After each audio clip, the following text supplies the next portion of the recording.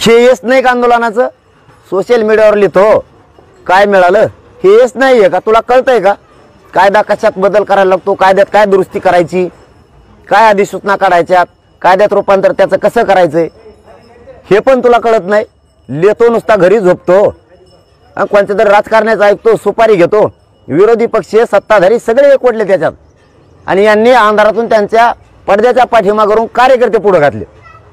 ते जर ह्या 2-4 दिवसात गप्प बसले नाही त्या कार्यकर्त्याच्या नावासह ह्यो कोणत्या पक्षाचा नेता आहे, विरोधी पक्षाचा आणि सत्ताधाऱ्यांचा, त्यांच्या पाठीमागचे जे मंत्री आहेत त्यांचे सुद्धा नाव घेणार आहेत आणि विरोधी पक्षातले जे आमदार आहेत नेते त्यांचे सुद्धा आम्ही नाव घेणार आहेत. यांचे कार्यकर्ते यांनी पुढे घातलेत मराठ्यांचा वाटोळा करायसाठी. म्हणून मराठ्यांना सांगतो, मराठ्यांना मिळालेलं आहे आणि गोरगरिबांची काय ओरड नाही.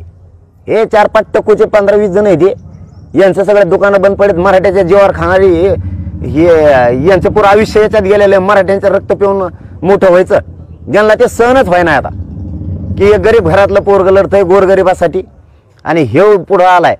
हे यांची सगळ्यात मोठी पोटदुखी की हे पुढं आलाय आणि हे प्रश्नच मारी काढतो, हे फुटत नाही, मॅनेजर होत नाही, आपलं काय होणार आहे आता. ही पोटदुखी यांची सगळ्यांची. आणि मी जिवंत आहे तोपर्यंत गोरगरिबांसाठी लढणारच. मी त्याच्यासाठी महाराष्ट्रातल्या मराठा समाजाला सांगतोय, 10 तारखेला मी प्रचंड मोठी बैठक पण लावली आणि 10 तारखेला या कायद्याची अंमलबजावणी व्हावे म्हणून मी आमरण उपोषण करायला लागलो. मी कुठेही बसो, मी ओपन बसलो तरी मराठा म्हणूनच बोलतो आणि 4 भिंतीत बसलो तरी मराठ्यांच्या आरक्षणाविषयीच बोलतो. मी दुसरं कधीच काय बोलत नाही. आणि जर 4 भिंतीत मला दुसरं काही करायचं असतं तर मी मागच्या दारातून घरी गेलो असतो ना, लोकात कशाला आलो असतो, काही घ्यायचं असतं तर. मी 4 भिंतीतून बाहेर आलो तरी कायदाच हातात घेऊन आलो आणि माझ्या बाहेर उभा राहिलेल्या महाराष्ट्रातल्या मराठ्यांच्या पोराला दाखवलाय. ही अधिसूचना राजपत्रित अध्यादेश निघालाय, आता याचं कायद्यात रूपांतर होणार आहे, अंमलबजावणी होणार आहे, बाहेरून त्यांना दाखवलंय. मी वाकडं पावलं टाकत नाही, चूक माझ्या मायबाप मराठा समाजाला डाग लागण असं एकच पाऊल उचलत नाही. मी इतका त्याग करून इतका चिकटपणानं सातत्याने ही लढाई लढतो.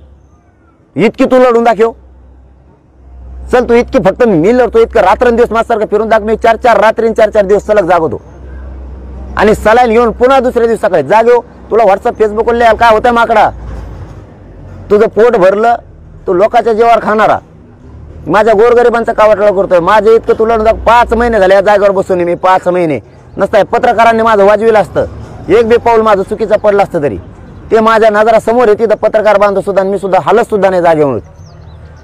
तुला होतंय काय नेमकं, तू एकदा मिळू दे, तुझा सुद्धा हिशोब पुरा करणार आहे. आरक्षण मिळू दे, तुला सुद्धा हिशोब पुरा होणार आहे तुझा. तू आज लिहितो, तुला गोड लागतंय. इथं किती अंगावर घ्यायला लागतात आम्हाला माहिती आहेत, किती दुश्मन अंगावर घ्यायला लागतात कोणाकोणाचे. तुला बोलून काय होत नाही. इथं आज तुम्हाला सांगतो, 6वा मुद्दा सांगतो तुम्हाला, गावाची गाव कुणबीचे निघायला लागलेत मराठ्याचे. हे येस नाही का आंदोलनाचं, त्या गोरगरीब मराठ्यांचं येस नाही काही. त्यामुळे तुम्ही शांत राहा, गोरगरिबांचं वाटोळं करायच्या मागं लागू नका. गोरगरिबांचं कल्याण होत आहे, त्यासाठी मी 10 फेब्रुवारीला जर 4 भिंतीच्या आत बोलू